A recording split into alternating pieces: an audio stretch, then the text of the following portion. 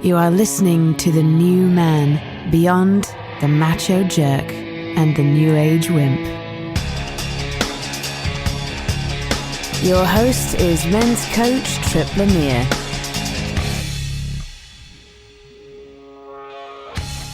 What's your way of dealing with conflict? How can conflict open the door to creating a thriving business or marriage? And what are the basic steps for engaging a conflict without pouring gasoline on the fire? Geoff Hanzlik is here to discuss constructive ways to deal with conflict and how he plans to confront one of his neighbors later on today.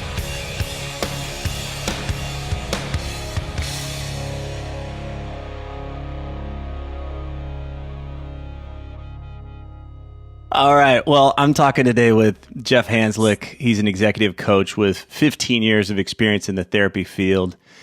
You can learn more about him at titleleadership.com.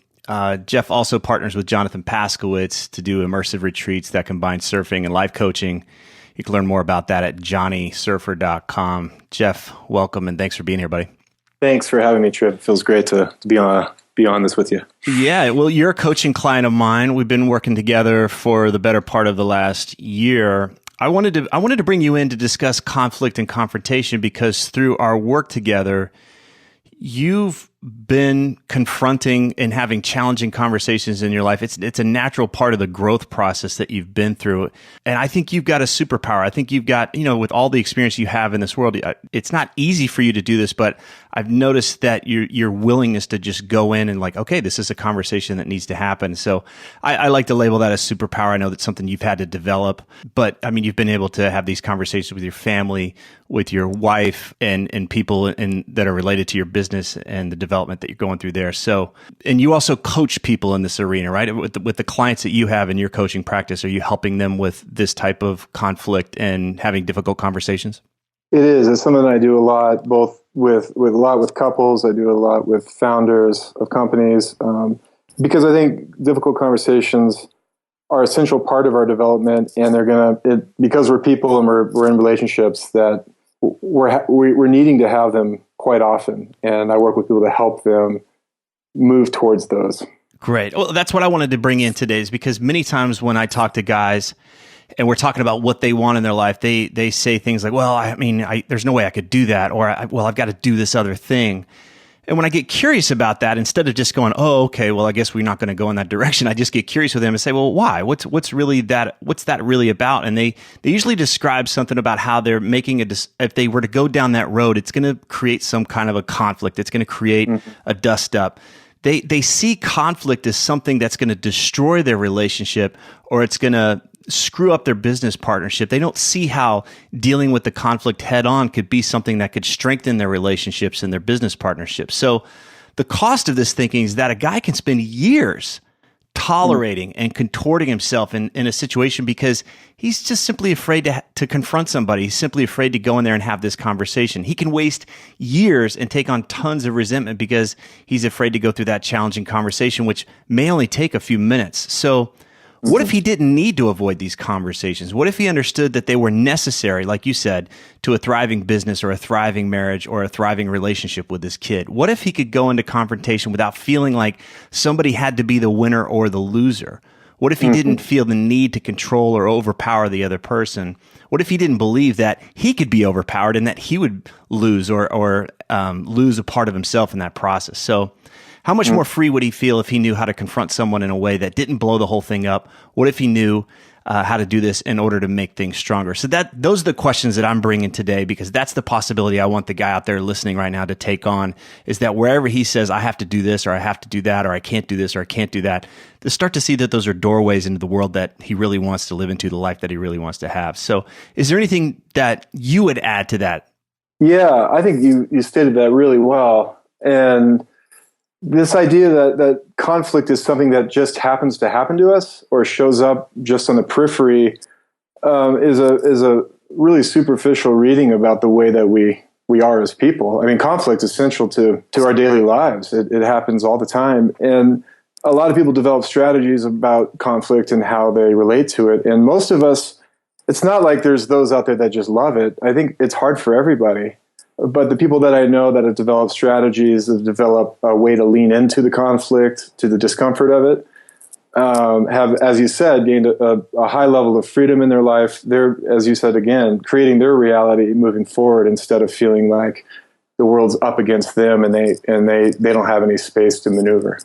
And let's get clear here. When we're talking about conflict, I don't think we're not talking about how do we describe this? Because I can imagine there's a part of us that goes out there and thinks like, oh, I'm going to go pick a fight with somebody. I've got a difference of opinion about this thing or that, and I'm going to go up against somebody. We're talking about in the process of creating the life that we want or the relationship that we want, that inevitably we're going to butt heads. We're going to have differences with others. In the sense that, when you get to that aggressive place, when you get to a fight, you've already moved past conflict, and now you're in combat. So the step before combat is actually conflict, and we can skillfully work with conflict. And that's important, because if we're associating conflict and combat as the same thing, then we're gonna shy away from it time and again.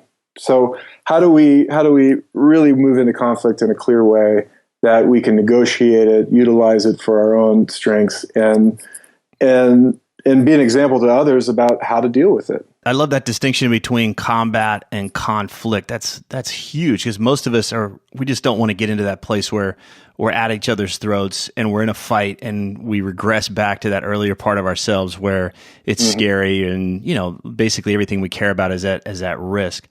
Before we get to that, how are most of us dealing with conflict right now? Normally we develop some kind of a style. What are those 3 basic styles?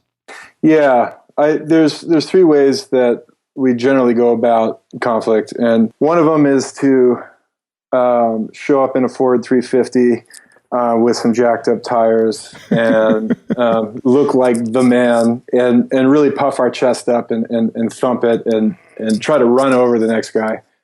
To be aggressive, to seek control over that person. You're going to be the bully. So that's. Do you have something against Fords, like big Ford trucks? It could be a Chevy or Dodge. I mean, it's just large trucks are a good indicator. All right. I grew up around large trucks, so I just want to check that out, see if there's something you need to work on here. We can get into that next week on my call. I'd like to talk about that. Yeah. The second one would be pleasing, really trying to placate and make yourself look good in the eyes of the other person. So we really put the needs of the other person before us. And if we can take care of their needs, then essentially we feel like we're going to get ours taken care of. That's the nice guy syndrome. That's the nice guy.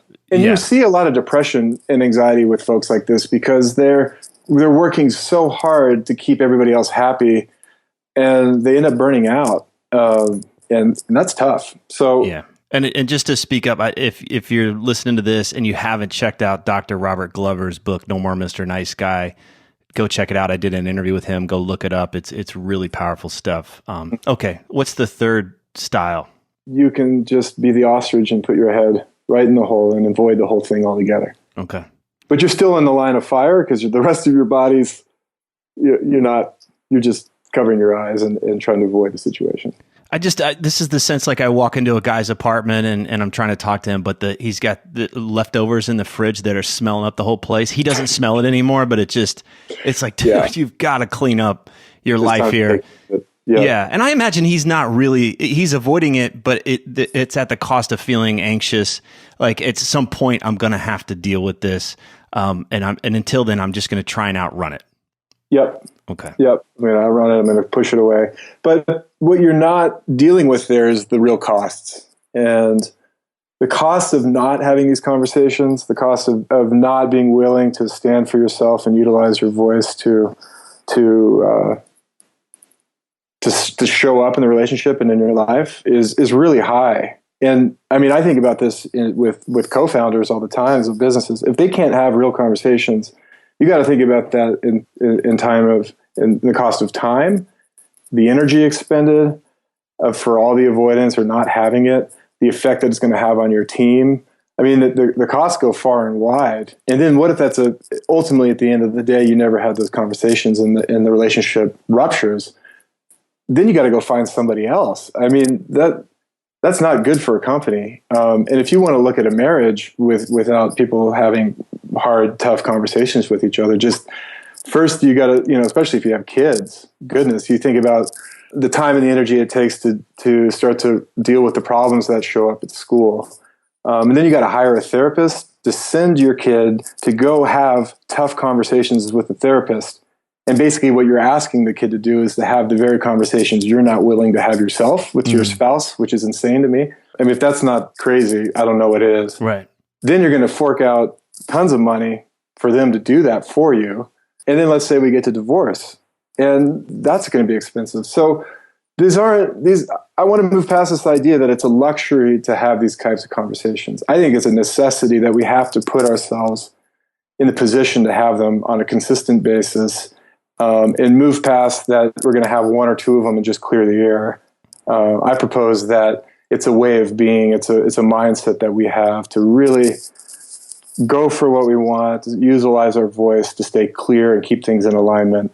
I imagine if the guy's listening right now and we're opening the windows into a new possibility for him, but he may not see the indicators that it's time to deal with something. He may not see that there's an opportunity in front of him to have one of these conversations and to create another possibility for himself. So what are those indicators? How do we know when it's time to deal with something or somebody head on?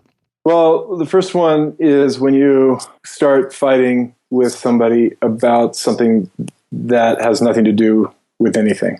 So when I use the example at home with myself, when the dishwasher is stopped mid-cycle and I start to get really pissed off about it and start to fight with my wife about the dishes and how I hate waking up in the morning with a dishwasher stuck in mid-cycle, I'm pretty much going to be in the train that she and I need to have a conversation about something deeper. It's not about the dishwasher. It's not about the dishwasher. Right. And that's going to be a first indicator. Another one is if you start blaming, if you start making assumptions, and if you start feeling resentment towards somebody, you're in the realm of needing to take care of the relationship, of doing some cleanup here. Yeah. And that's, for me, the number one. Resentment is a wonderful indicator that it's time to take responsibility and go forward to a conversation. If I'm complaining, I do a thing where I get nitpicky. I just get critical. That's the leftover Chinese food in the fridge for me. When I'm getting nitpicky and critical of things, it's like, all right, I need to take out the trash here.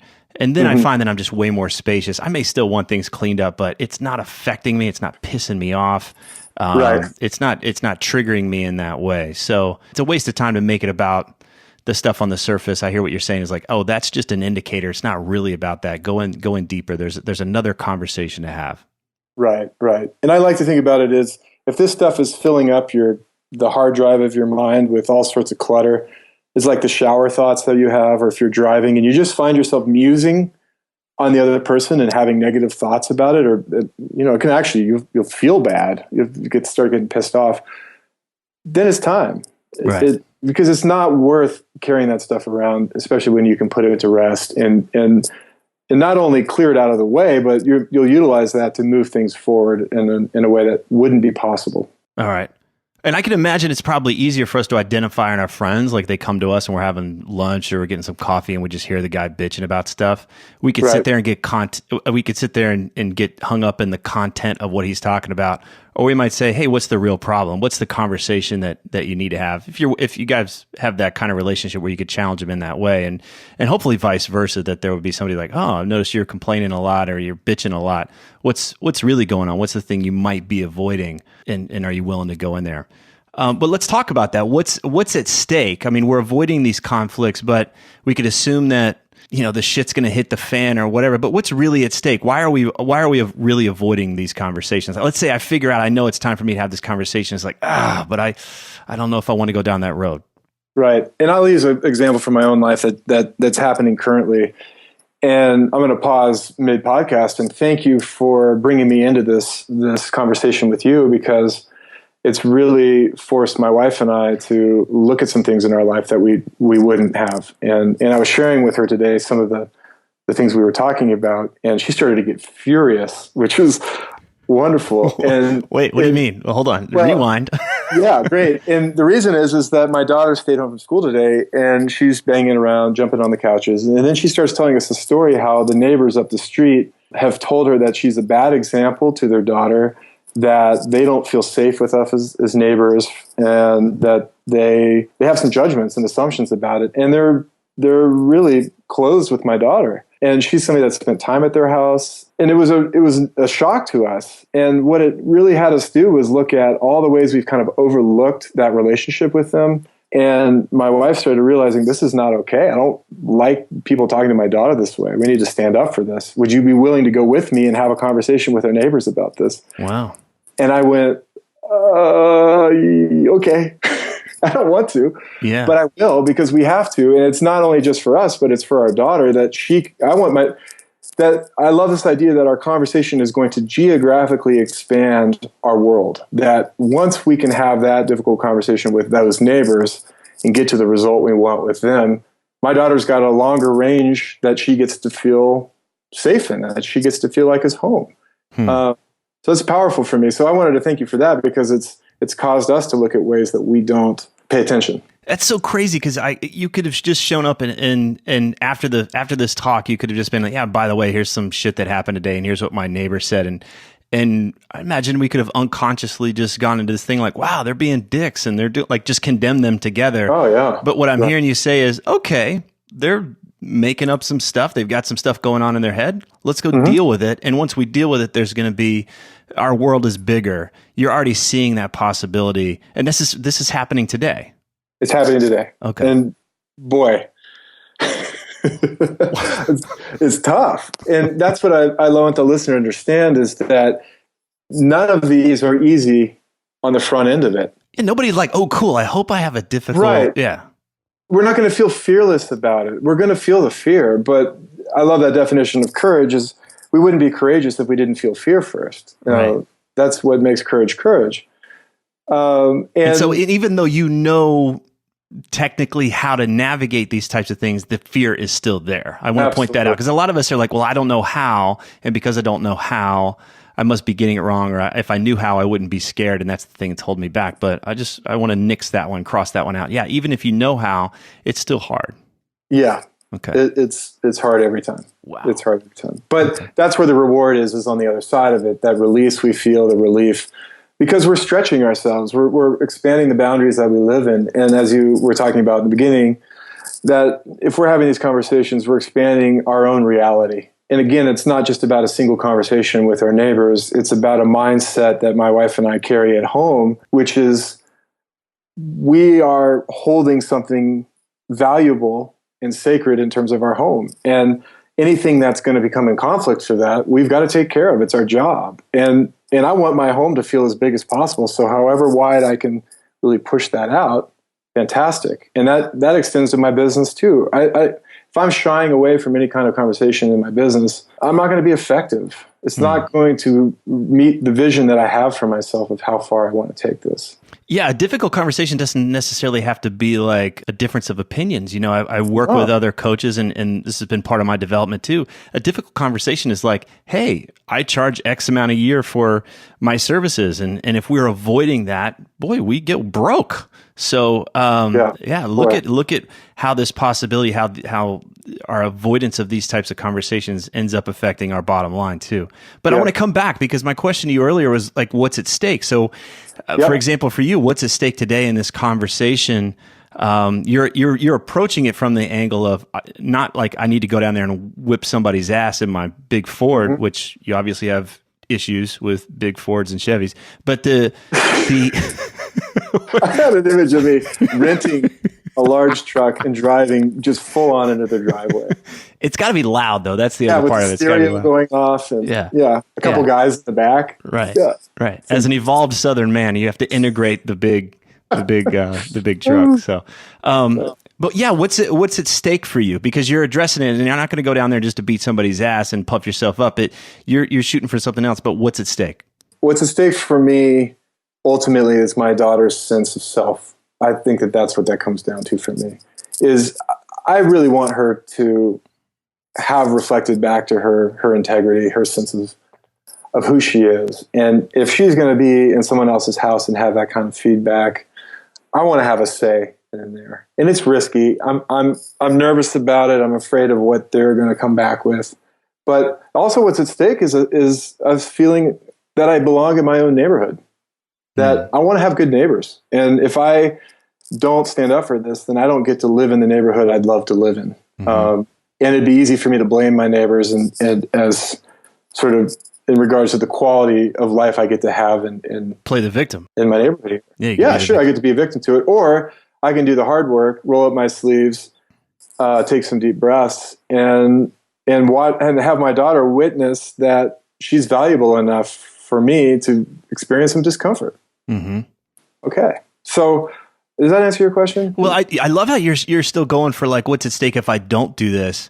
Right. Because most of us only see what's at stake if I do engage this. So when you say at stake, I'm hearing what could go. Yeah. What's at risk? Like what could go wrong? Which I think is really cool how you're orienting, because most of us are just like, this could go wrong, therefore I'm not doing it. But when I see what could go wrong, we're already living it. That they're not going to like us. We're not going to like them. We're going to pass assumptions back to each other. And we're going to live in it like we'll just keep doing what we're doing. Maybe what's going to happen? They're going to get pissed off. Is somebody going to start yelling? Are they going to say something to me that I don't like about myself? They actually may have some really key information about me that I don't want to hear about the kind of neighbor I am. Maybe they don't like the way I put my trash cans out. I don't know. There's some part about that I'm going to get some feedback that could hurt. It's going to challenge the idea of who you are, and you don't want to see that part of you. I don't want to see that. Okay. Right. So I think that if we can if I can get beyond that and really look to understanding the story, because I believe there's a story in there for them, then I think we're going to be able to move forward with it. You've got a big picture here. And I want to help the listener see that the what's possible, what's on the other side of this, instead of, oh, I see something here. It could go wrong. So let me go avoid this. Let me find another way around this, or let me go puff myself up so I can overpower this. And that's another way of avoiding what you're essentially going into, which is, let's have a conversation. Let's figure out what's going on. So, okay, that's powerful. Well, this goes into the meat of the conversation here. So let's go into that. You're getting ready to have a conversation. You're getting ready to have this difficult conversation. I would love for the listener to have just a basic kind of overview, something that he could, a little cheat sheet if he wanted, just something that'll help him engage this process, so he can move into that greater possibility. What's the first step? So the first step is to do your homework. And what I mean by doing your homework is take the time to prepare for this conversation. This isn't something that you just walk into without thought. So you don't want to be triggered. You don't want to be hot and fired up. And not only that, it's not just about the emotional content, but we want to get really clear about what we're talking to them about specifically. And also we want to get clear on what the result is that we'd like to have with the conversation. What am I looking for? What's the outcome that I want to have? And where am I coming from? That kind of thing. All right. Exactly. There's a book called Fierce Conversations by Susan Scott, and I use that model a lot because I found it to be really effective and really powerful. And she does a good job of shifting the conversation from me being right and trying to share my truth and impose it upon someone else to that we're all having a different experience. She uses this idea of a beach ball, that if there's 6 people in the room and there's a beach ball on the table, we're all going to see a different color. And so if we apply that to the situation, that whatever I'm bringing, the other person's going to have their side of the story. And the closer we can get to my truth and their experience of it, then we're going to have a clearer understanding of what happened. Okay, so I want to draw out what their experience is. I want to be prepared to share what's going on with me, but I understand that this is not about who's right, who's wrong, that there's a winner and a loser here. It is more about like, well, what's going on for you? Help me understand why you're thinking this way. But is it just turn into a kumbaya fest? Like, what goes on from like, oh, okay, so get out my guitar. Well, I could imagine it just kind of like not going anywhere if we just sat around and wanted, just like, oh, okay, great. So that's what you think. Isn't that fantastic? That sounds. I really hear you. I really. Maybe we should just call this off. You want to get some kombucha? So let's go back. Let's get really concrete here. And I just, maybe with just listing the steps would be helpful. So the first thing that we want to do after you do your homework is we want to set up a time and a place for the meeting. So you're going to let the other person know, hey, I'd love to have this conversation with you. There's some stuff going on. Would you be willing to have this with me? And let's make a time, a place, and even name it the duration. We're going to talk for 30 minutes about this. Let's carve ourselves out an hour that we can sit down and talk together. Okay, cool. And we can even ask them in their, anything what would be most important for them to talk about. Mm-hmm. And so we can bring them in. But we have to set a time and a place. So it's acknowledging, hey, there's something for us to talk about here. Let's set a time and a place to do this. Exactly. And then we're going to name the issue and then give an example of the issue itself. So maybe I name the issue with my business partner.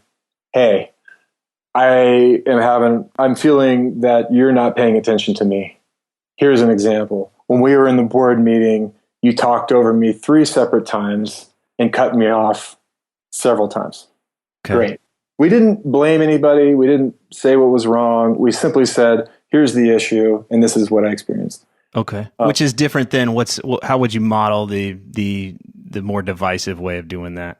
Sure. Man, it's bullshit. When we were in the meeting, you talked over me, and you do that all the time. You never give me the floor, and you don't respect me, and it's really embarrassing, and I hate that you do this to me. So, and you're an asshole. And you're an asshole for it. Right. That's going to create a lot of defensiveness. Okay. And that obviously isn't going to go well. Okay. In the first version, I just want to highlight, in the first version, you stated, like, this is what happened. This is what happened. This is what happened in the room, which is different than you're an asshole. Right. Which is different than how I can make you wrong or bad. This is just what happened. Right. This is what I noticed. Right. Okay. And then I'm also hearing like the impact that this is frustrating for me. This doesn't work for me. Yep. Man, you're so intuitive about this. So you just moved right along the steps. So we're going to name the issue, give an example, and then we're going to bring in the emotion of it right there. And we don't have to take a long time with this. We can simply say that hurt, or I felt dismissed, any of those things. So we're keeping it really short and really clean. Right. And then we might want to clarify what's at stake. That's the next step is, what's at stake in this for me? Well, the viability of our business is at stake. The leadership of our team is at stake. The financial gains that we could potentially make when we're unified is at stake. So there's a lot here that's coming up. So when this behavior happens, this is ultimately where I see it impacting both of us. It's a thing that ideally there's a shared reality, but at least just saying, hey, this is what's important to me, and this is how it's impacting this thing. This is why it's important. Absolutely. Okay. Absolutely. Okay. So there we are so far. And then just a couple more things is we want to take accountability for our part of it. And again, this doesn't have to be long-winded or apologetic or where you really give yourself up. You take ownership of how you contributed. So yeah, that happened the other day, and I went behind your back and talked to several people about it. I complained about you. I didn't confront you right in the meeting or shortly thereafter. So I let it go. And I realized that didn't help the situation. Okay. So we're taking some ownership there. And then just sharing that you'd like to resolve it and that you'd love to see a different result. I'd love to get back on the same page. And then comes the real meat of the work. Well, before we go into that, I just want to, because I can imagine a scenario. Let's say I'm dancing with my partner and my partner keeps stepping on my foot and I don't bring it up. I can create this story in my head that my partner's an asshole. Sure. Right. But a lot of times without this feedback of, hey, by the way, are you aware that you're stepping on my foot and it hurts? And most of the time, like, oh my God, I'm sorry. I mean, of course, I'll change things. That's my bad. And I don't want your foot to hurt. I want to continue dancing. I like dancing with you and I don't want to hurt your foot. So a lot of times we just need to speak up and it doesn't need to devolve into a battle or combat, like you said. Just most of the time, we just need to speak up and let people know the impact of what they're doing, and that can usually be enough where people will shift their behavior. Yeah, okay. I want to name that there because a lot of times it doesn't need to be more complex than that. I love that you say that too, and I love the question, what am I willing to overlook to keep my version of reality going? And I think that's where that starts, is these little things, someone steps on your toes and you just kind of overlook it, or you don't say something, and then we start to define meaning. we start to find meaning to the whole issue. That's a big deal. And the other part of it is not just criticizing, hey, you're not doing this well. Hey, you're pissing me off. And then passing the burden to the other person to figure out what we want. I think that's lazy. What most of us, we're good at being critics, but we don't do the work to say, here's the thing that I want. I think as long as we're focused on problems, if we really believe that's what's going to create the solution, we're really missing the whole point. We've got to come to the table with, I want another reality here. Let's either co-create that together, or I'm going to come to the table with what I want. Instead of just complaining and bitching and moaning, which does not create the reality you want. No, unless that's the reality you want. To be bitchy and complaining. Yeah, some people are. Yeah, you can stay in the victim. I mean, that whole idea of being a victim has a lot of benefits for people, and you'll notice that if you confront people on being a victim to their life, the people that hear you confront them on it and get excited about the possibilities of being empowered, generally are going to move towards ownership. The people that take offense to you calling a victim are pretty much going to stay in the victim place. They like it. There's something about, I don't know if they like it, but that's it's comfortable. It's an illusion of power. Yeah. It's an illusion of power. Okay. Sure. So I love those pieces that you brought up. And the whole idea that, for the listener, if you're going to go in and have one of these conversations, at least you can start with this general idea that you're going to state your case, share your emotion about it, share a little bit of what's at stake for you, take some responsibility in there, and then just let people know, whoever it is, that you want to resolve it, that you want to get a different result. And that's a powerful beginning. It states your case, and it gives some context for the rest of the conversation to happen. Okay. I want to name that. And then the second part of this trip is probably what all of us are going to find difficult, is really fleshing out the other person's reality now. Now that you've stated your case, we want to get it on the map what happened.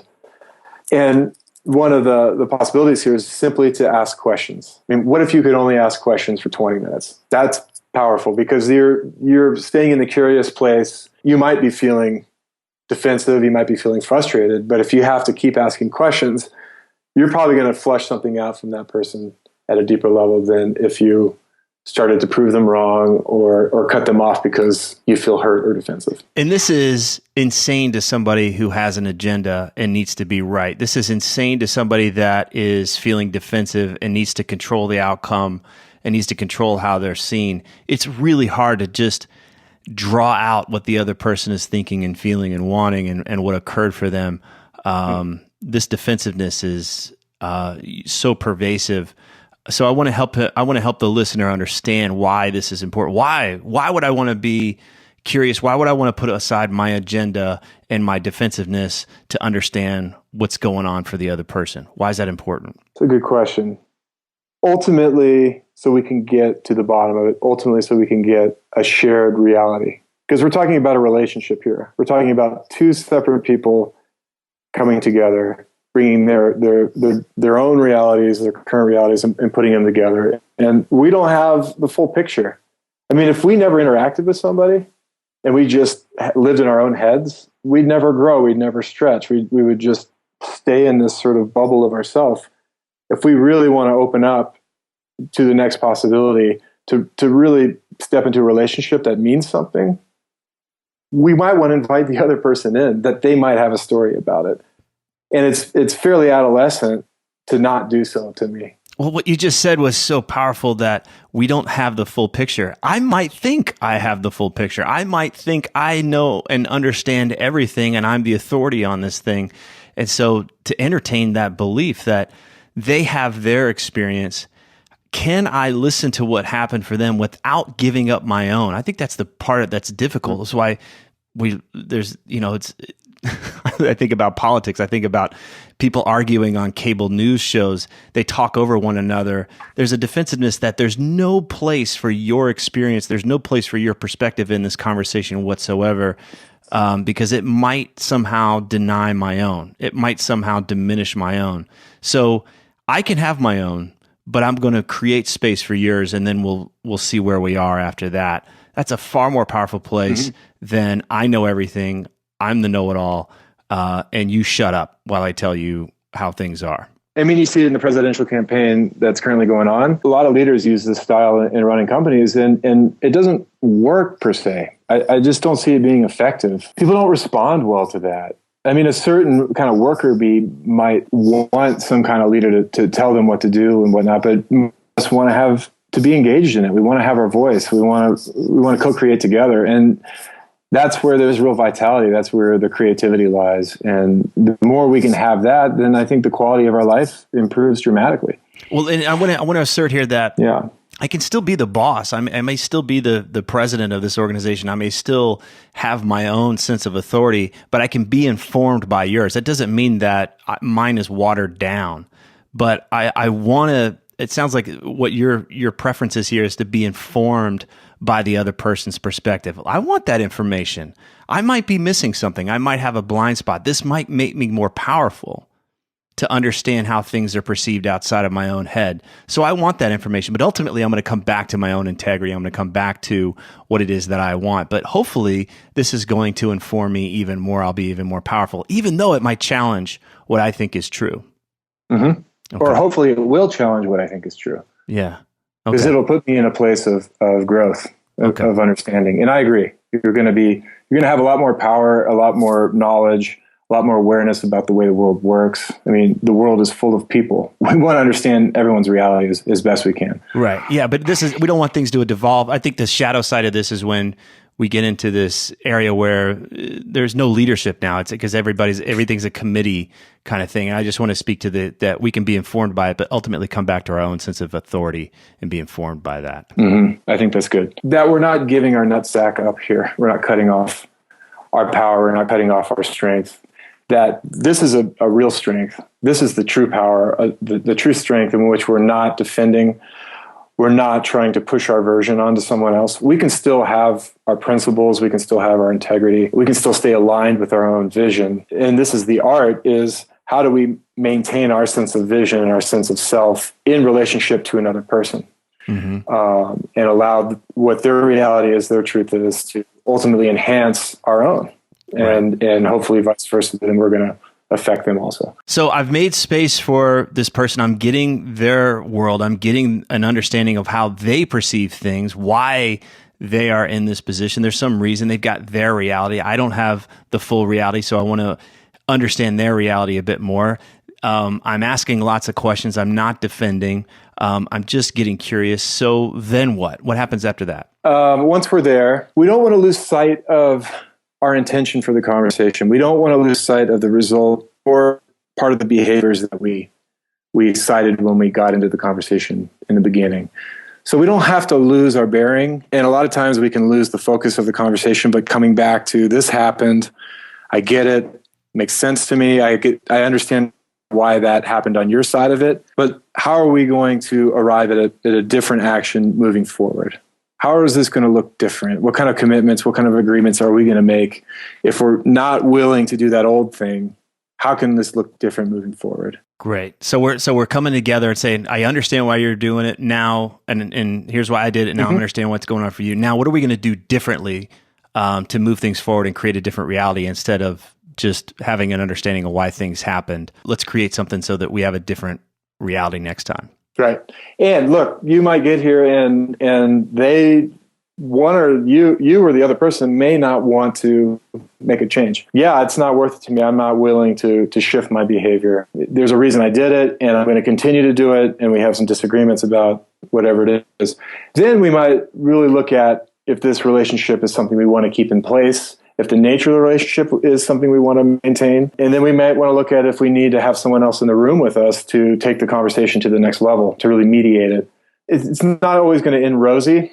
Mm-hmm. We're not always going to get the result we want, but we can stay firm and fast and say, this is the result I'm really needing and going. And if we can't meet that, then we're going to have to talk about that. Right. Because I'm not willing to engage in a relationship that doesn't really support my own alignment, my own values, my own integrity. Well, this is powerful. This is how change is created. This is how transformation happens. It's not by complaining. It's not by resenting. It's not by just bitching at somebody.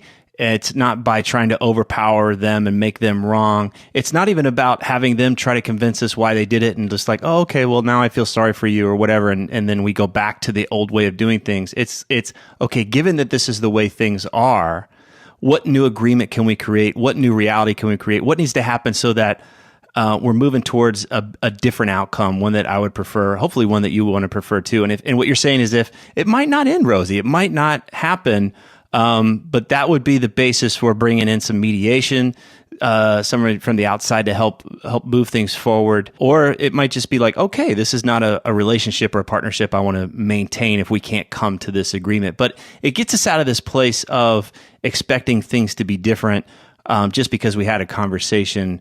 I love that it's about coming back down to this, let's make an agreement. Let's make something solid here so that this doesn't continue to happen. And imagine if you do this across the board in your life. You're doing it in your marriage.